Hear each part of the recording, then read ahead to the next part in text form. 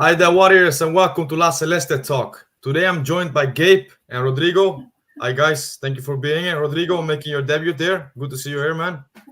Okay, thank you very much. Yeah, sure. I'm really happy to be sharing here with you. I love football. Really like English. I love English. So I think this is a great opportunity to exchange ideas, to hear some good thoughts, and to follow Uruguay. We love Uruguay. And well, here we are. Thanks for the invitation and for having me here. No, great, man. Yeah, we're going to obviously talk about the Panama game. Uruguay beat Panama 3-1 in the opening game in Miami Gardens at the Hard Rock Stadium.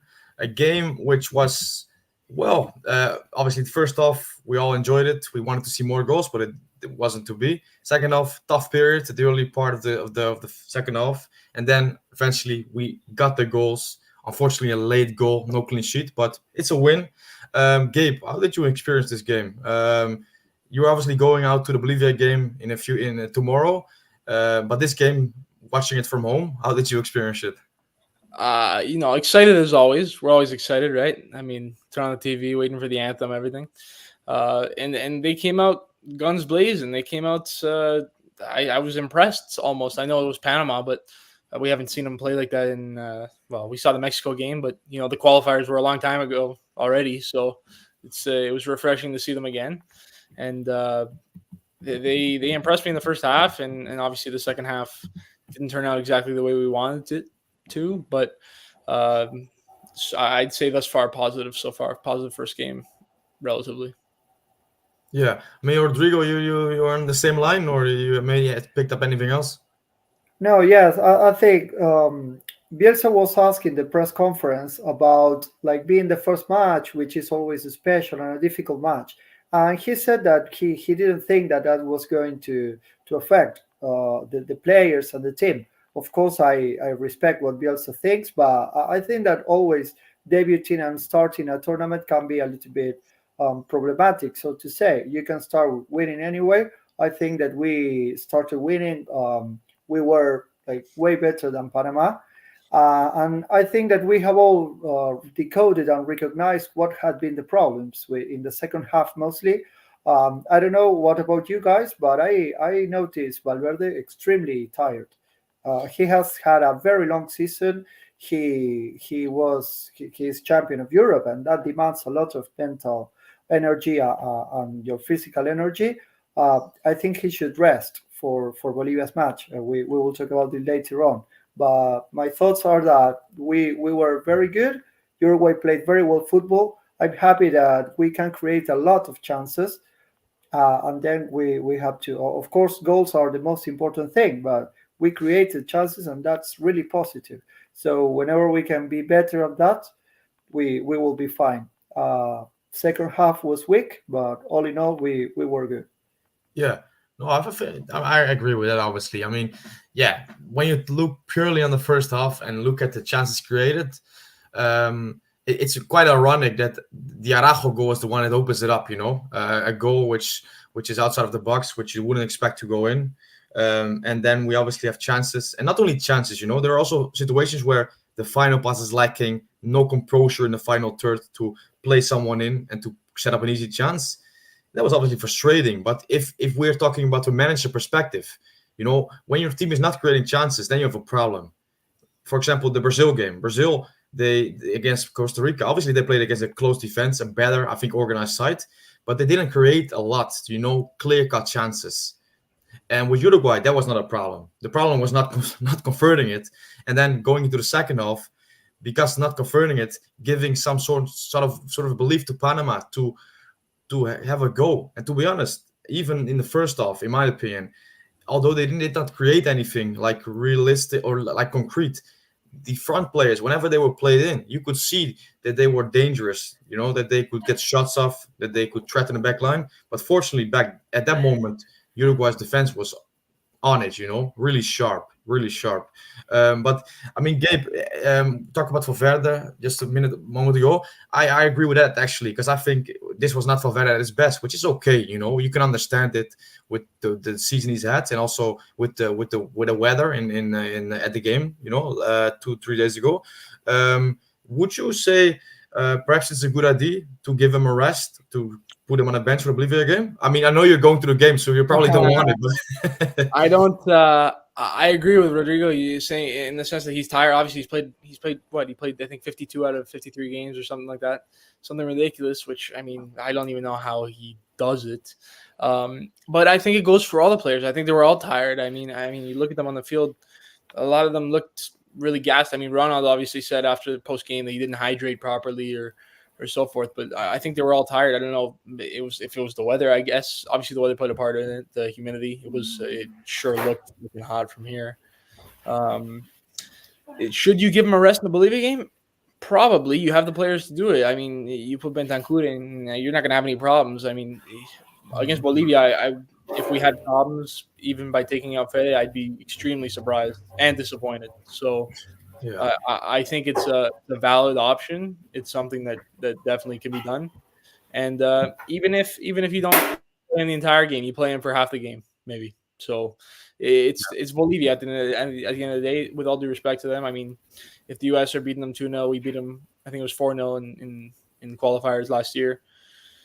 We should not have any problems. yeah. No, that's a good point. I mean, in Bolivia, even the game, I watched parts of the game.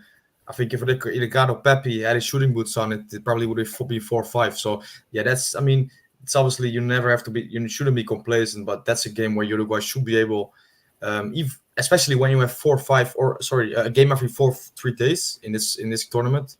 Yeah, you should probably try it. Any other things? I mean, going back to the game against Panama. When we talk about individual performances, we briefly touched on Valverde there. Is there anyone, Rodrigo, for you who really stood out and probably maybe you didn't expect it to be that good? Well, not that I didn't expect, but I think we are all happy with Maxi Araujo. He did really well. Yeah. Besides scoring that, we would call it golazo. Besides that was amazing. He demonstrated that he's willing to do everything to play for Uruguay, to be a starter, and of course he has earned the right, we would say, because Bielsa chose him. It was like a personal choice, so to say, because maybe not many people would have risked to start him.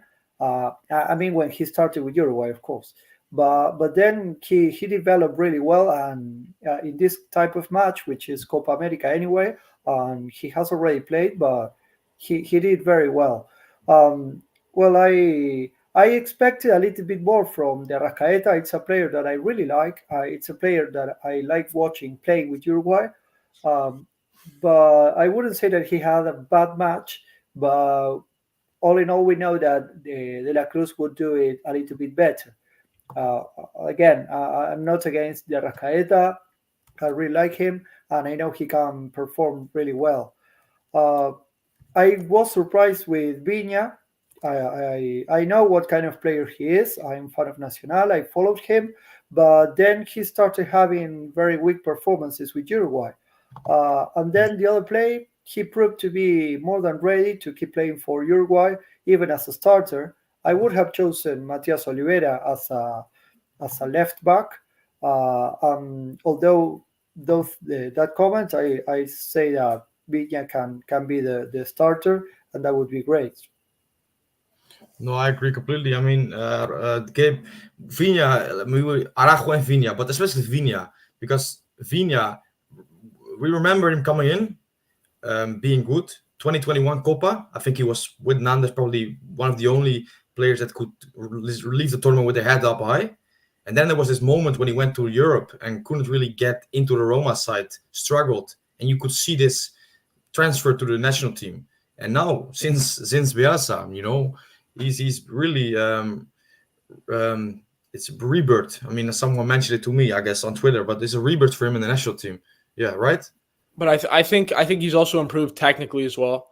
Like for me at least personally, when I watched him, even in the 2021 Copa, he had a good tournament for sure. But I mean, for me, I still would have looked at other options. For me, I'm not the biggest Viña fan, I have to say. But obviously, since Bielsa took over, I think he's improved technically as well. Like as on the ball and the movement of the ball, I think it's improved. So in that case, in the form he's in right now, for I think he's our obviously going to be our starting left back unless Bielsa were to put Hosama and Ronald in the lineup together. But I don't see that. I don't know if that will happen. I'll be surprised if I see it, to be honest. No, because if we have to make the choice, Rodrigo, Viña or Oliveira, left back, let's say Josema Arajo starts, both of them. Who is your first choice left back at the moment? My first choice would be Matias Oliveira. I think he's in a better shape all in all. I prefer him as a player. I will be fine with Viña now, but if I have to choose, first of all, my center backs would be certainly Araujo and Josema for sure. Yeah. So then having Oliveira on the left back would be the best choice. Sorry. No, I guess I agree because, like you said, Gabe. I mean, I'm absolutely happy with how he's doing right now for the Uruguay national team. But I'm not the biggest fan as well because obviously that 2 years, I've got it in the back of my mind as well. And even in some qualifiers, there were some liabilities he had, or there's some liability he has still. But I mean, for now, this tournament, I mean, a goal and assist on left as a left back, in the opening game, that's great. When Yeah, I saw him score, I was like, "Wow, man! Out of all players on the field, it's Matias Viña."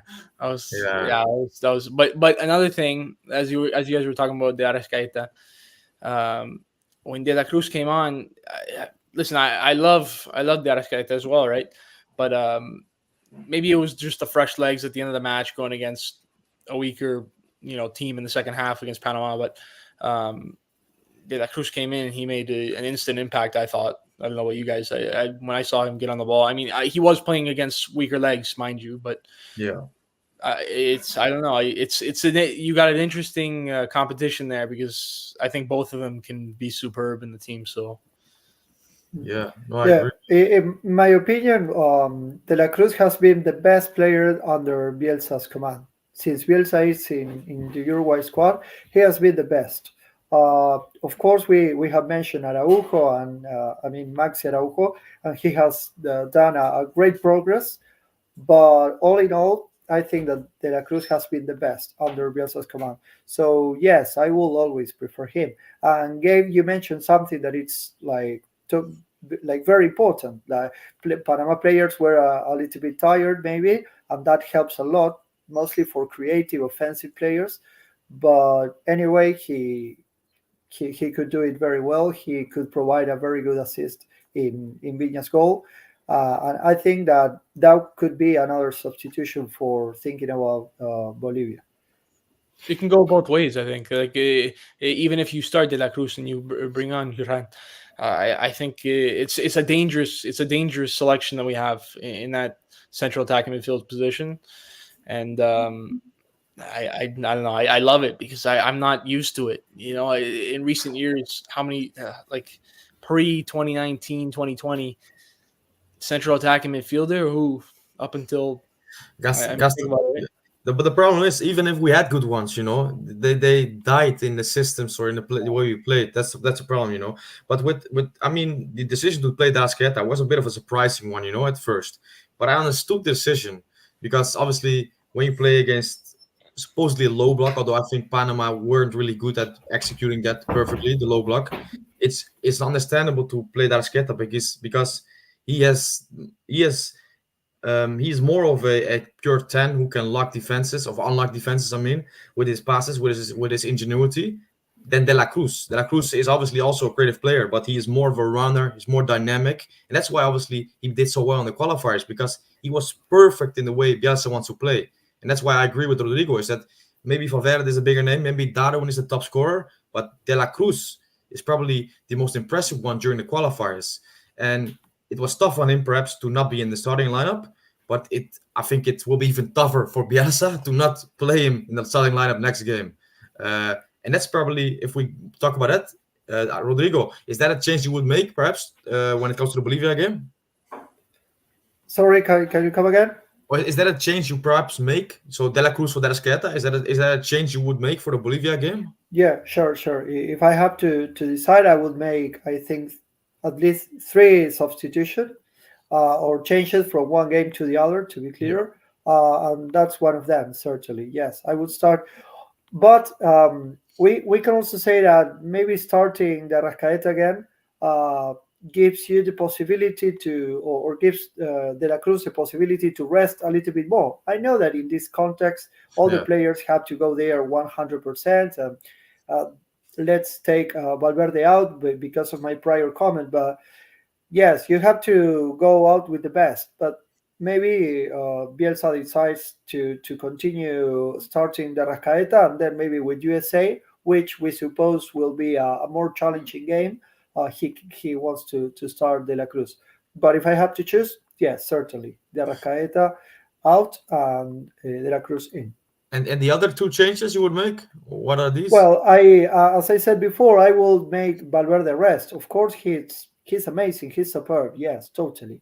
Uh, I consider that it would be a sorry, a good opportunity for him to rest against Bolivia. So I will start Bentancur because that's the other thing. It's a big problem for Bielsa, as you mentioned before, David. We have like 5 players for 3 positions. Yeah, Yes, so to say. So yes, I love Ugarte, but I think Bentancur has always to he needs to start playing. I mean, he's amazing. He controls the team. He's very good at pacing. He's very good at managing the different times of the match. So yes, I know, and I really like Ugarte too. I mean, yeah. it's a difficult choice, but I would start Betancourt. I would start De La Cruz. Um, well, and then I was thinking about a third change, a third substitution. I don't know what's going to happen with the defense because I'm not really sure if Bielsa is going to start Araujo and Josema. I really don't know if he would like to start Cáceres, who was a player that he decided he wanted to use him, and he has proven to be very good as well. Yeah. Or maybe, and also if he's going to give up this idea of Oliveira as a center back. With Bielsa, you never know because there are certain things that he likes maintaining. So far, I mean, there's no much we can argue about the choice of players because we have been performing very well. No, absolutely. I mean, that's the thing. And like you said, you never really know what you can expect. I think when it comes to the attacking line or offensive line, it's more, well, we kind of know, but defense and midfield as well. It's yeah, always a surprise. And Agustin here says Bento Ugarte Valverde should be on starting 11. And that's, I think, when I kind of try to read the room as to what people want right now. Bentancur is someone that everybody wants to play, and I understand it because you can say about Valverde, he's obviously Champions League winner now. He's one of the best midfielders in the world, in my opinion. And Bentancur had a really tough year with Spurs, got injured, and when he got back, he hasn't reached the same levels. But Bentancur in the national team, you could argue that in the last few years, he's the most consistent performer out of all internationals. So that's why I, to be honest, also want him to be in the starting lineup next game. I mean, Gabe, you going obviously. You want to see Bentancur as well, I guess. Listen, I'd love to see them both. I love them both. Listen, at the end of the day, but for me, I mean, if you're gonna rest Fede, you're gonna put Benta in. Obviously, I mean, I think that's pretty clear. Um, but in the event that you're not going to rest Fede, I mean, Ugarte for me is he's locked in. He's locked in there. I think he is for everybody. Like, can we just talk about him for a second? Because holy crap, that like I know it's Panama. At the end of the day, with all due respect, but like that guy is an animal. Like I watched I saw a compilation again today, and I'm just like the recoveries, the way he recovers the ball, sliding in like with one leg back and one leg forward, and just recouping the ball and pushing it up the field.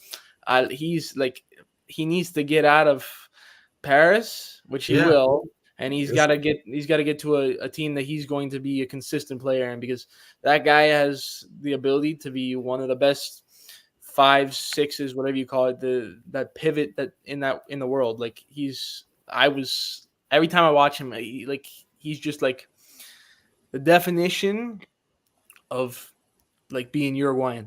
Watching I don't know what you guys think. Let me The, know. Don't you think it's the type of player that we think of when we are ahead of an important match, or like you have to struggle, or you know that you're going to fight the match against Argentina, against Brazil, against the Netherlands, whatever? It's the type of player we think of when we want to fight for a match and we want to get the best. And he's very good with the ball as well. It's not just recovering, which you have mentioned, Gabe, and I totally agree with you. It's a lion, but it's the type of player I think that you think of if you're going to go for the match, like saying, hey, we are here, we are Uruguay.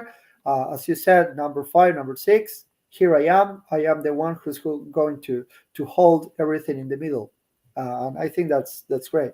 Yeah, and yeah, I completely agree. And I think even more with Ugarte is that probably Gabe, you referred to it a little bit, but these high recoveries, high up on the pitch. I mean that's what Bielsa. I think that is Bielsa's wet dream. I guess. I mean, he wants that so badly because he wants to obviously get the pressure, keep the pressure on the opponent. And Ugarte, he's a master in timing these interceptions. And he even did it for Paris Saint-Germain on certain occasions, and that will led to a goal. And you mentioned it then. We hopefully see him in another team next season. And I read today that an offer went in from United, and perhaps that's not the team I want. Yeah, okay, maybe for you, but United probably is not the best environment No, for him.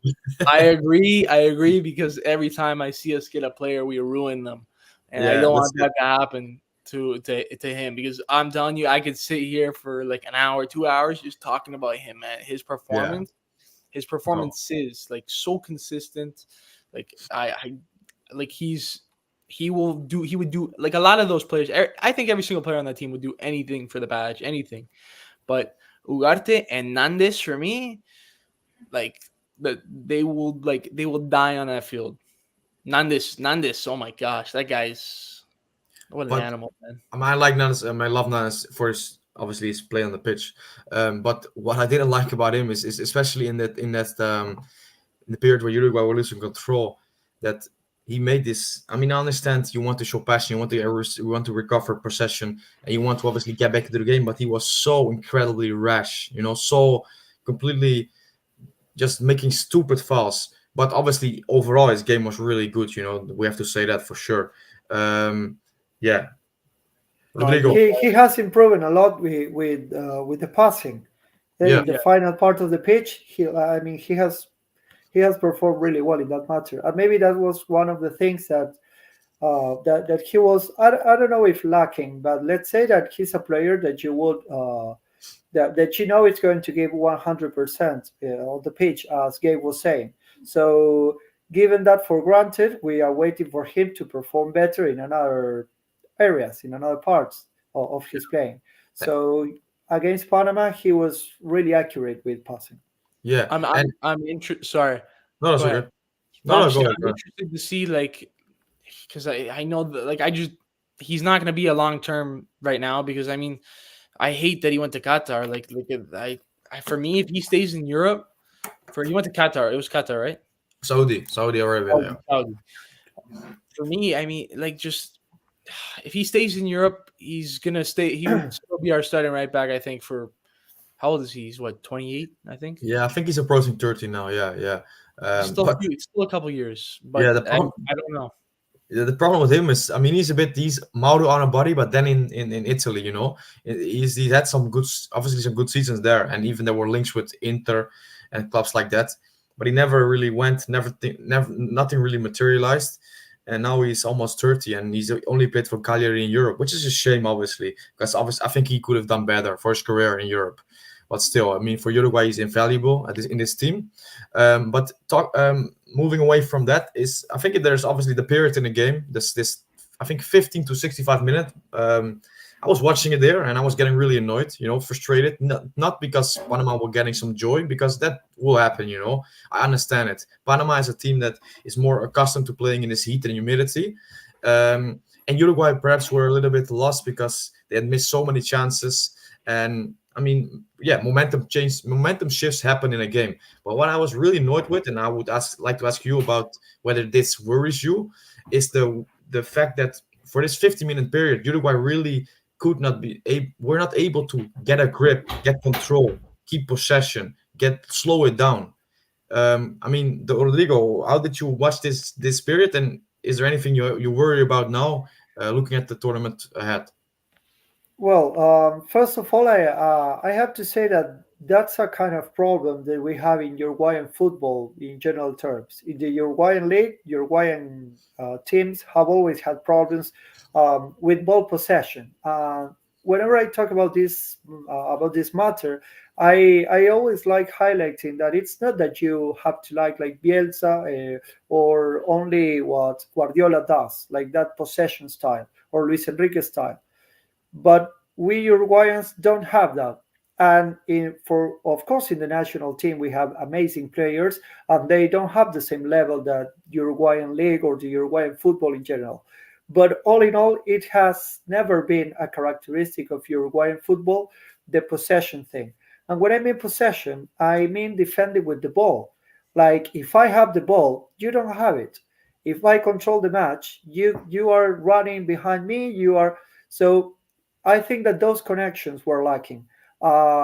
If we consider the weather, if we consider the climate and how some players were struggling, I think that there was a sort of mistake from Bielsa.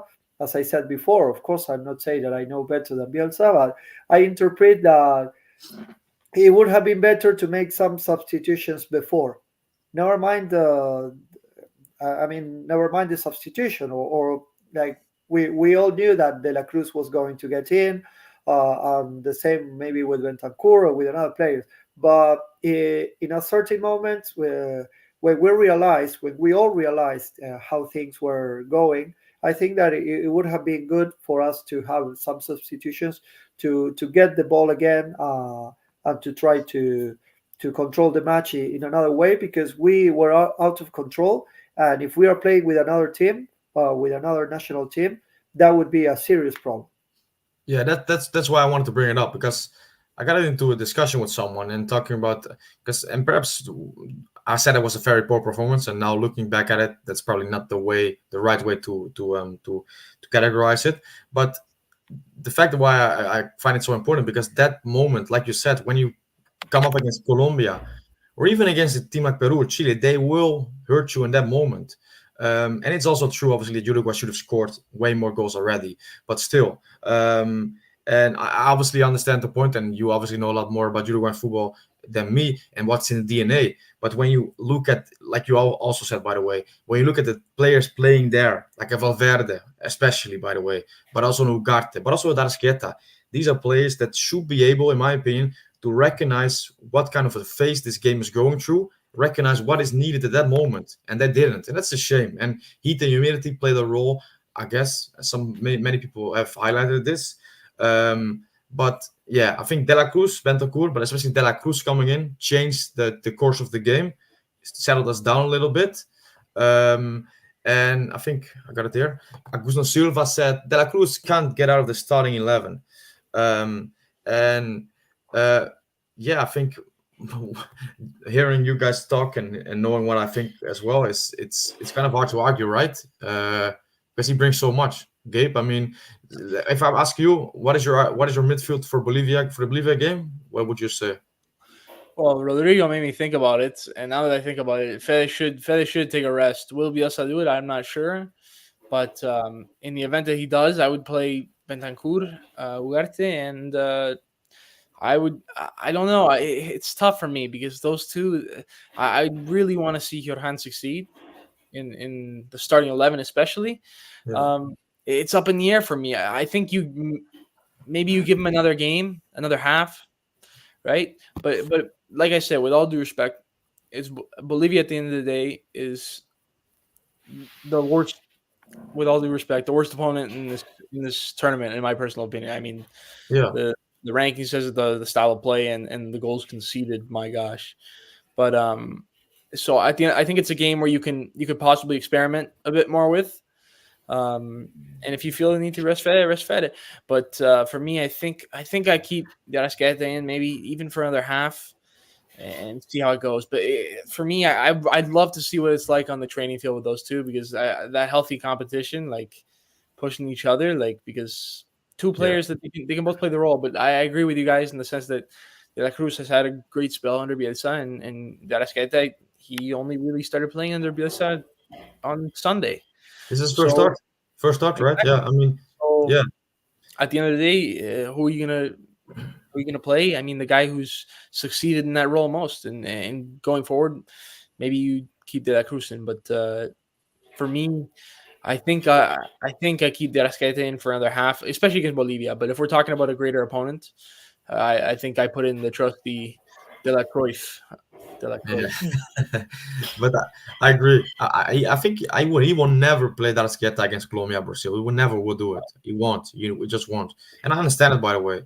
Um, but what I just wanted to ask, by the way. So Rodrigo, midfield. Okay, we discussed a little bit.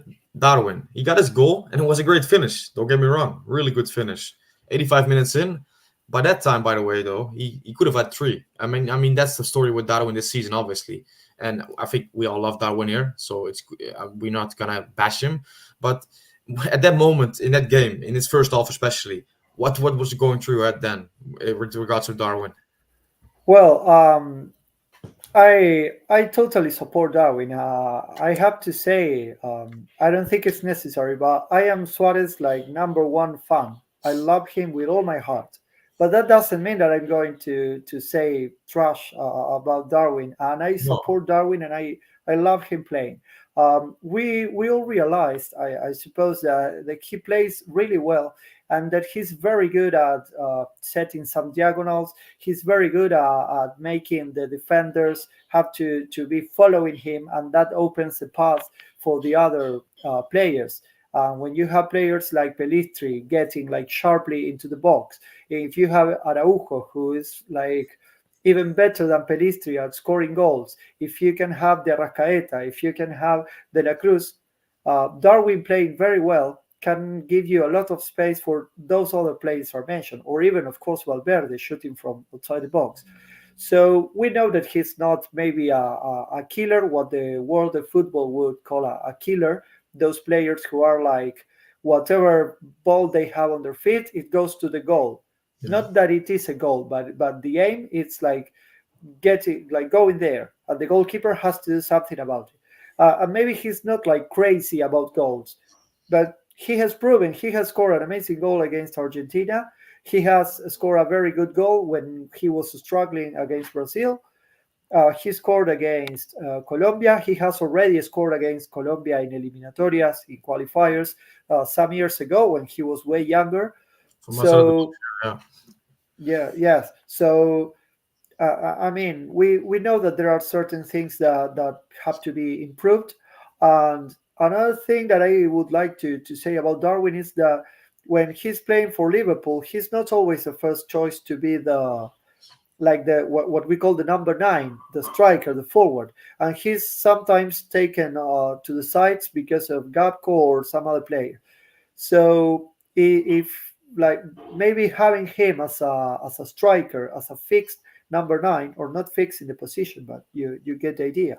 Yeah. Having him with more games, that will help him a lot. So yes, he was problematic. I have to be honest. At a certain moment before he scored the goal, I was like considering and telling my friends, like, well, maybe now you can play Suarez, because I understand Suarez is not going to develop the same way, and we are not going to get into that conversation about yeah. But you get the point. I mean, with 10 minutes lacking, uh, it would have been a good idea for Suarez to enter and to substitute Darwin. But then he managed to score a goal.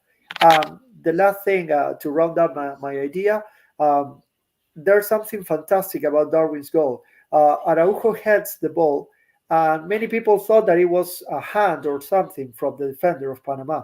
But like Darwin didn't bother to argue, to raise the arms, to discuss, to ask for the penalty or anything. He was concentrated, and when there was the rebound, he shot and he scored. And that's amazing, because that proves that Darwin is connected. That proves that he is like concentrated in what he has to do.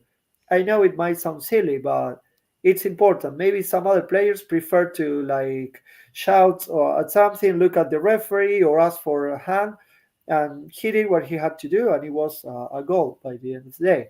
So I know that he has had some trouble, but we have to trust him. He's going to do it great in this Copa America.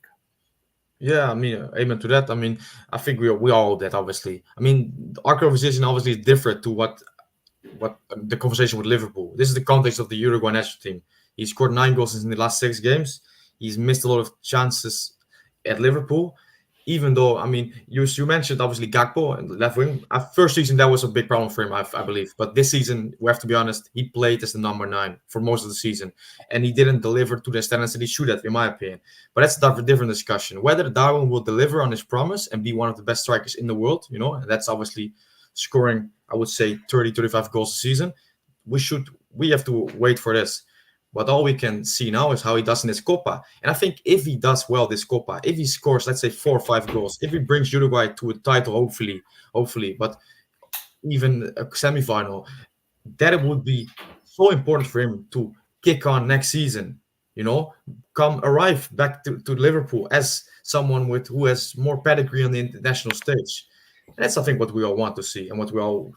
I mean, Gabe, just on the Suarez and Darwin one, when this was going on, I mean, everybody was chanting in the stadium about Suarez. I wanted to see him as well, not for Darwin, by the way. I probably would have liked to see him both on the pitch. But did you understand that Bielsa kind of went his own way and said, "No, it's not. I'm not doing that." I think. Listen. I think one of the most important things that needed to happen on Sunday was Darwin get that goal. I think just to kick him off, get him started. I know he scored a hat trick against Mexico, but it was 3 weeks ago. So get him in rhythm for these matches coming forward. And I'm not surprised. I don't think, like I said, I don't think we'll see much of Lucho for majority of the tournament unless there comes a time where we're in dire need for a goal or we're up by 3-4 goals. If Uruguay were up by 3 goals come the 80th minute, do I think Bielsa would have put him in? Possibly. There's definitely a bigger chance of him being put in then than when we were only up by 1 goal.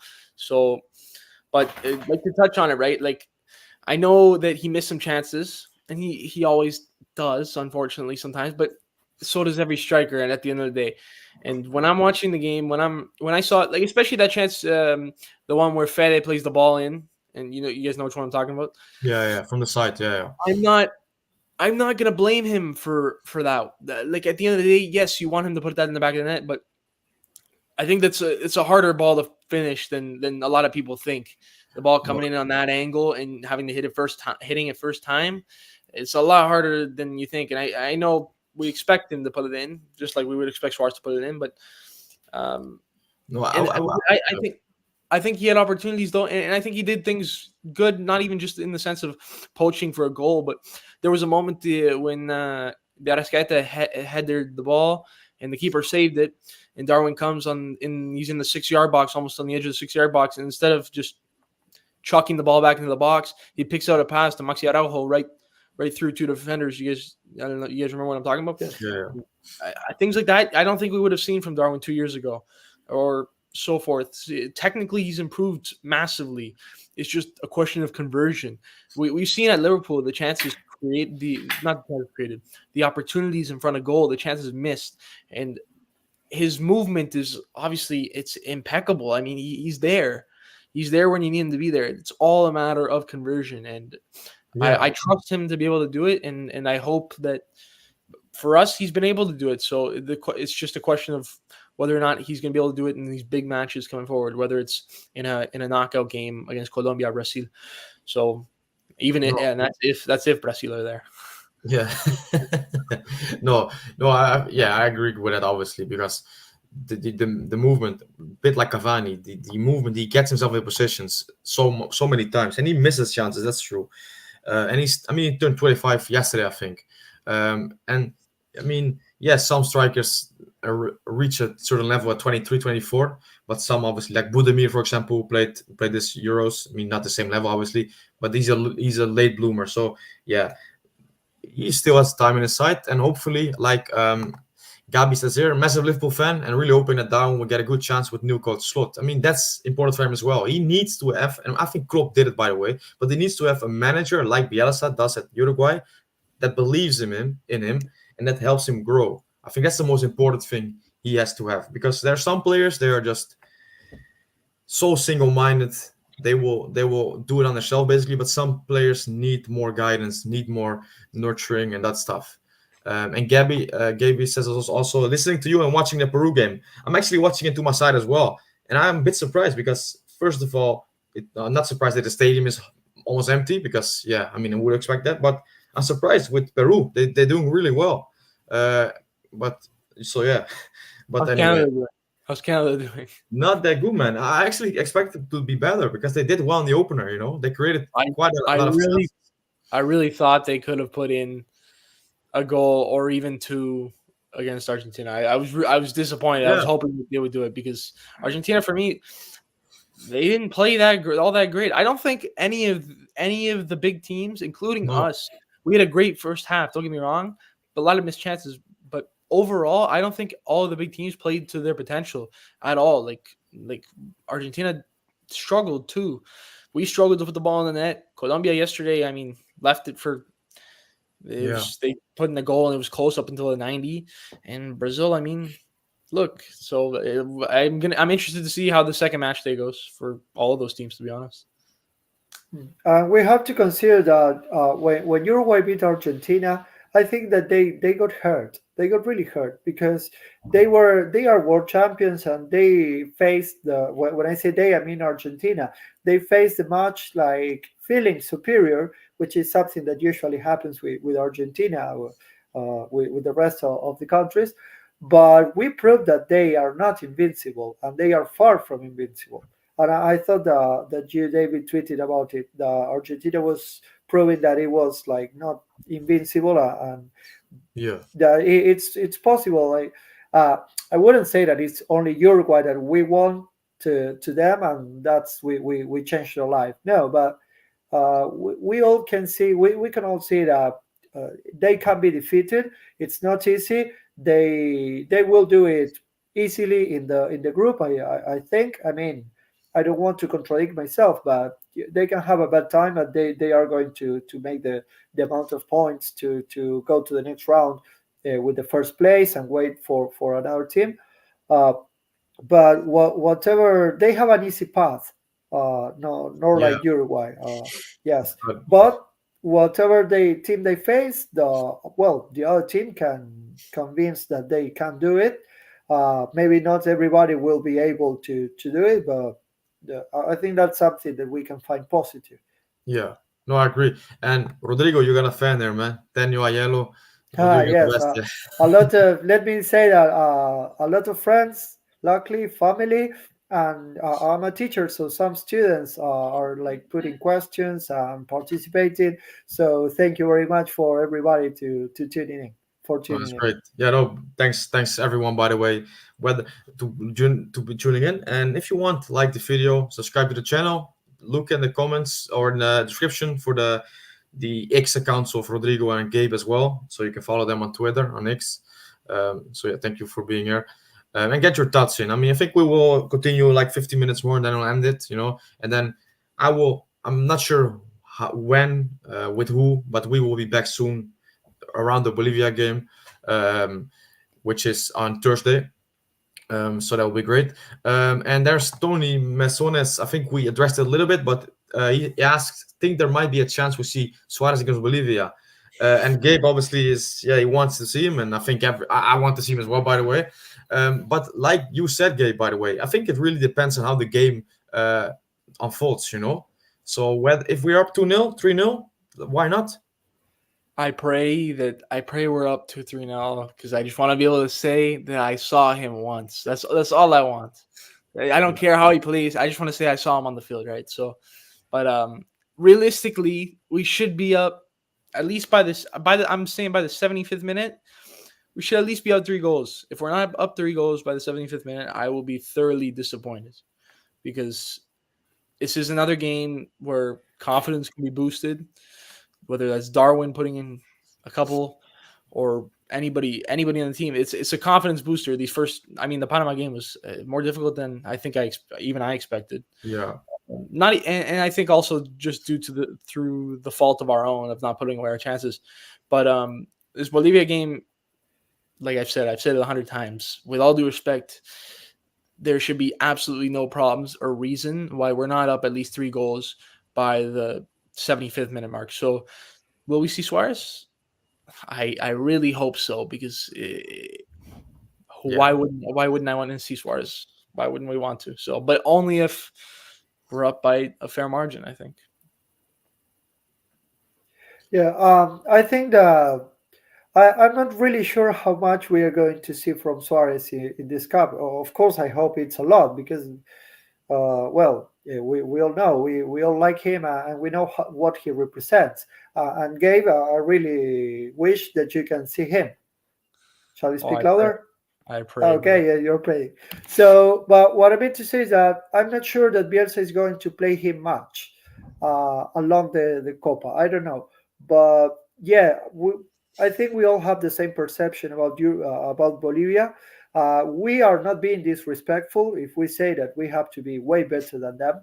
Let me tell you that this might be one of the worst Bolivia squads that I have seen.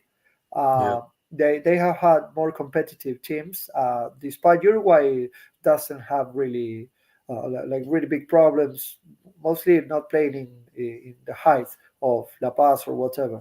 So I think that yes, there's a slight possibility that we can see Suarez against Bolivia, but I also think that maybe not even against USA. This is just a prediction. Of course, I might be totally wrong, but the physical demands that Bielsa is going to like it presents what Suarez would have to develop physically in the matches would make it an option for the last 10 or 15 minutes at most, Yeah. because yes, it would be really hard for him, and he won't be able to do it like many times in a row. Like, he's certainly not going to be a starter against Bolivia, not a chance.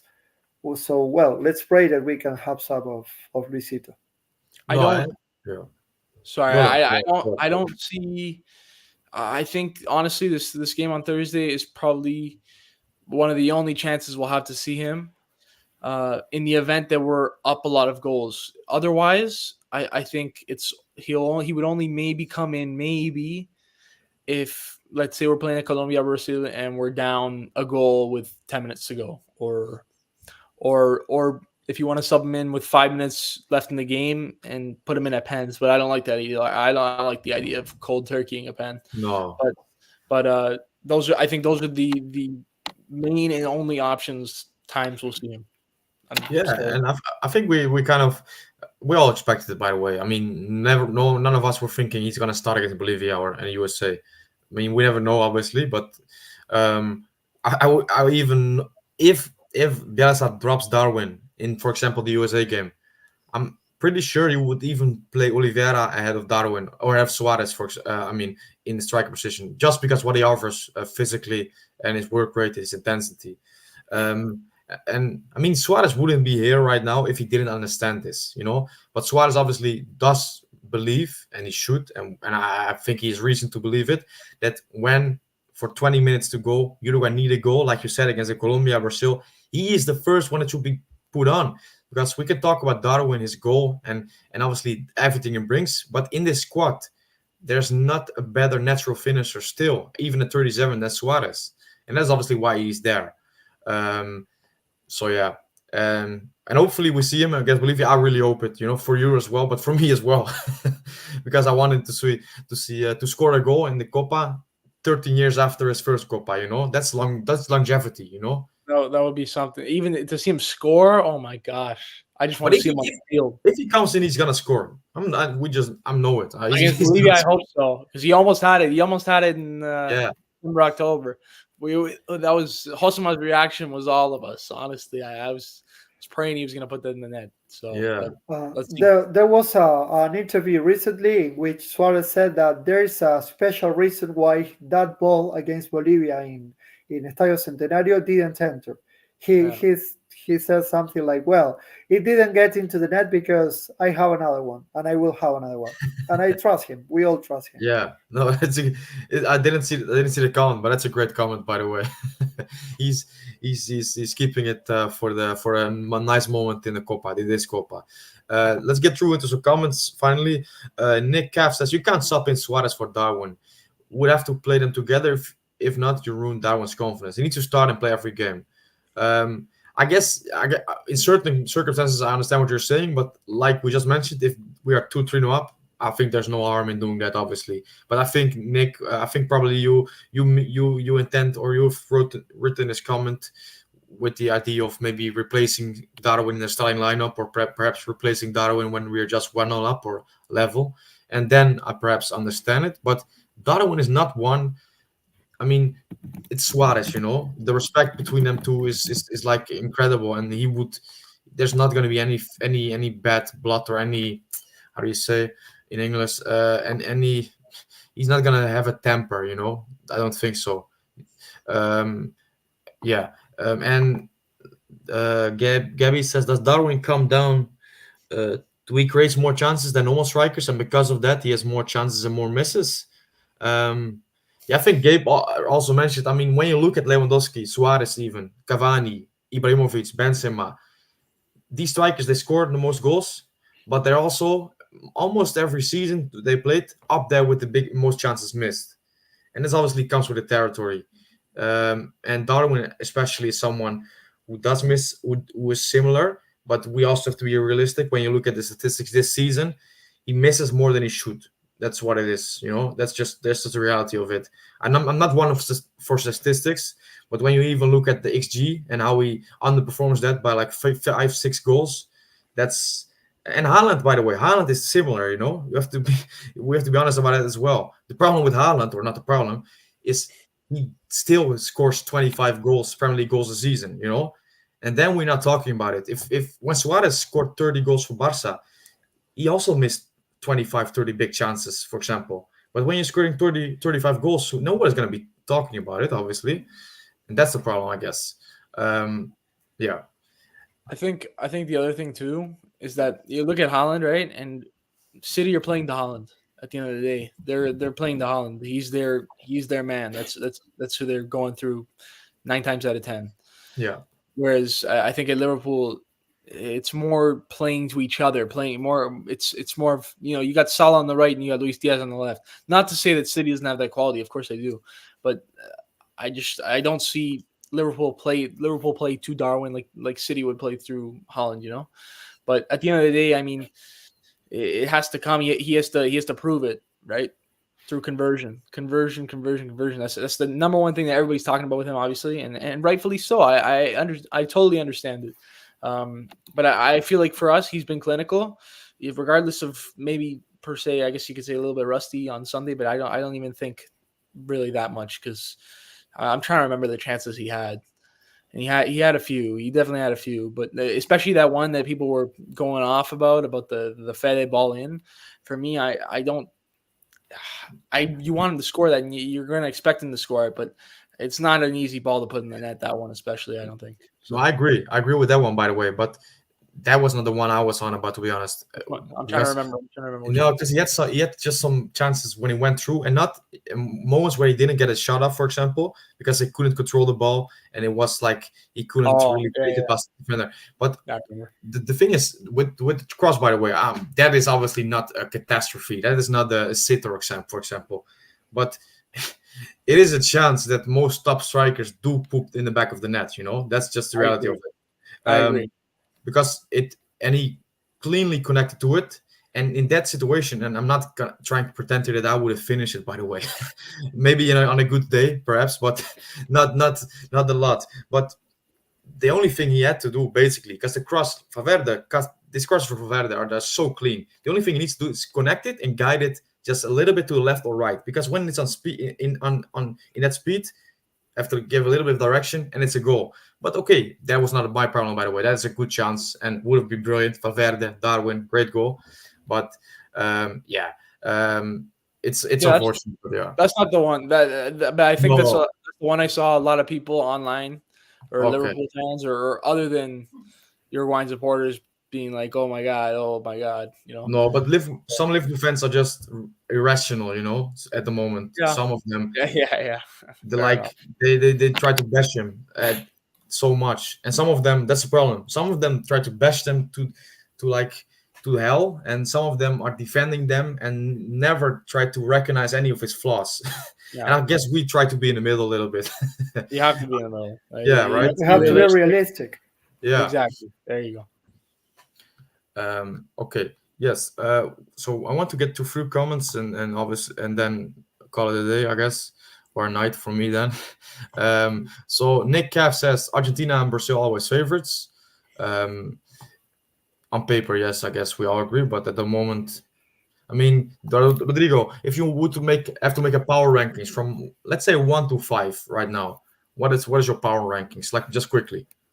Well, yeah, I suppose we're all in the same page, but Uruguay, Argentina, or Argentina, Uruguay are on the top position because I grant Argentina that they have a very easy path through the final. Yeah. So that would complicate Uruguay and maybe not being the most or the best choice. Then I think that everybody agrees that Colombia is going to be there. There's a historical thing about Colombia that they are really good. They have amazing players, and I really like plenty of their players, but they haven't won. I mean, they have won Copa America only once. They never finished qualifiers in the first or second position. So, well, I would call them third, but not really sure about it. If I have to risk, I would say Brazil comes next. The thing is, Brazil might be a little bit maybe sleepy, if you want to say, but if they go to the next round, they are back in the game. It reminds me in some sort of Real Madrid. Maybe Real Madrid are underperforming in the group stage of Champions League or the league or whatever. Once they are in the 18th round, in the quarterfinals, they are unstoppable. I'm not saying that Brazil is going to do the same, but No. I don't know. Like, it's Brazil anyway. Uh, I think the most important thing is that their players are not really good. I don't see much connection. There are some problems there and struggling. And then if I have to mention another one, I think that USA is going to do it really well in this cup. I really like Peru, but they are not in a good shape in this moment. They played the final with Brazil in 2019. It was 5 years ago, but they go to the World Cup. They have been left out of the World Cup playing New Zealand, if I'm not wrong. Uh, so Peru is competitive, but not today. Uh, so those would be Argentina, Uruguay, Colombia, Brazil. I would risk to say that USA is going to do it good. Okay. Yeah, I mean, Colombia is a good shot, by the way, and they are reaping the benefits of a big immigration population, by the way. Because if you saw the last game, yes, last night it was an electric crowd. It was like we were in Barranquilla.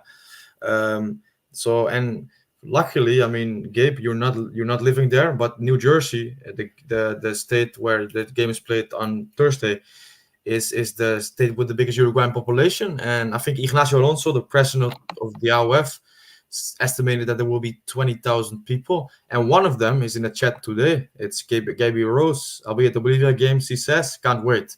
So that's great. Yeah. Hopefully you enjoy it there. And yeah, I mean, Gabe, maybe you will cross paths. I think you're right. I think it's the largest. I mean, Miami would have been pretty close to New Jersey in terms of largest Uruguayan population. Yeah, I think Uh, it's close. Yeah, I think it's it's really close close, because I think but Florida and New Jersey are like really similar. So I read Ovation. They said or they stated that New Jersey is the biggest. But and like I think 2010 is the latest census of Uruguayan population in USA, and it stated Florida.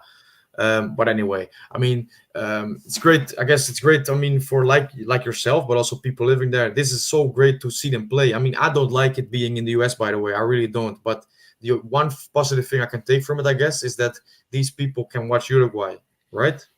I think it's the fact that it's so close. Obviously, you get the first opportunity to do it. For me, I mean, as much as I I would have loved to see them before, obviously, and see especially Suarez and Cavani in their prime. I didn't have the opportunity to do so, so here it is. And I think New Jersey, though, I think with a lot of the publication we've seen, a lot of the just them arriving to the hotel compared to Miami, even there were a lot of people. Like I was getting ready to when we go tomorrow, and I was gonna be like, okay, we're gonna go to the hotel, whatever. And I'm sure I'll still do it, but I think there are a lot of people there. Whereas I think when I go to Kansas City, there won't be quite as many people there. I think 20 if there's 20,000 New Jersey, 20,000 almost in Miami. I don't know. I'm expecting maybe 10,000 in Kansas City at most, and there'll be traveling, a lot of traveling fans. So we'll see. Because it's really like, I agree with your point though, in the sense that I hate to see it in the US, because they're playing stadiums that are 70, 80,000, right? Like the one in Kansas City, I believe, is almost 70,000, maybe more. And I'd say we're gonna fill up 1/7 of that, maybe. Like it's not ideal, but what are you No, gonna do? that's the problem, I Those guess. are those are huge venues, though. I mean, those stadiums are fantastic, but yes, as you mentioned before, it's such a pity. Um, I think that it's really important that they have to think about a plan. I mean, they are fully covered for World Cup, for next World Cup, but they maybe, let's say, they should have thought of a plan, because maybe tickets in a lower price, but with being honest, I mean, not many people was going to show up, sorry, to see Ecuador Venezuela, for example. I really respect them, I really like them, but now Uruguay it's like helped, so to say, by having Valverde, having Darwin Nunez, Araujo. Uh, think about kids, think about young people. They have the opportunity to see those players live, and they will take it. But then there are plenty of other matches in which people from the USA are not going to show up. I have read that Argentina and Chile, who are playing this night, are sold out. Like the Yeah, stadium, the tickets are sold out.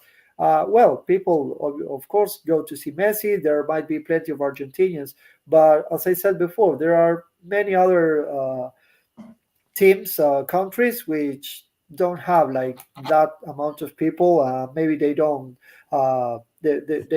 represent what Messi represents, or Argentina itself, or even Brazil. yeah. No, and even that, in Messi, the Messi pool is obviously enormous.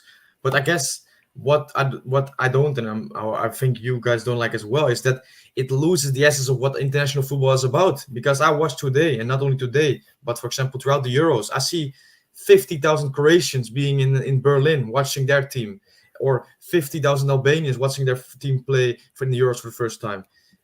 And in South America, it's not perfect, by the way, because 2019 Brazil, many people were outpriced to go to the games. Uruguay played Peru in a quarterfinal. I think there were like 15, 70,000 people in a 50,000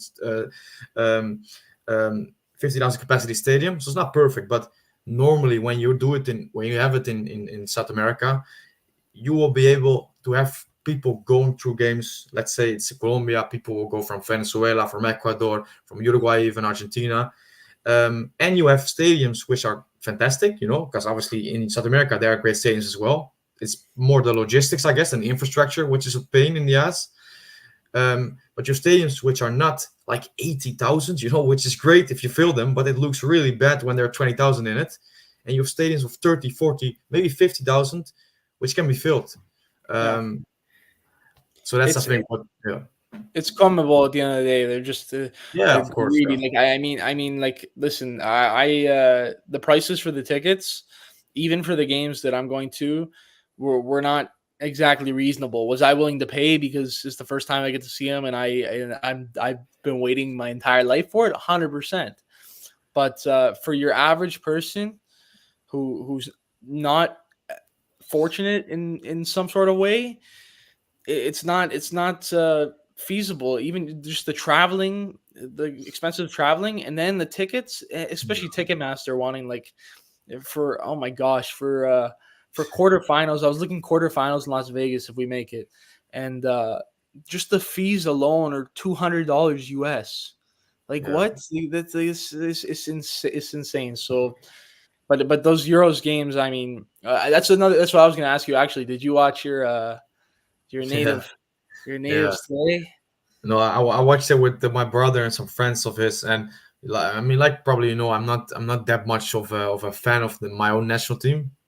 No, no, I So, know. I just wanted to ask. yeah, but I did, and obviously got involved, but it was, yeah, it wasn't great. Yeah, yeah, that Wasn't was great. nuts. No, no. Yeah, but yeah, no, but yeah, it's a shame, I guess, because when you watch that, and and then a few hours later you watch the Copa, and now especially the one I'm looking here, and I think this is a stadium which is not even 20, 30,000 people, perhaps 20, perhaps 30, and I see like like maybe 5,000 people that just, and it's a Copa, it's the That's biggest.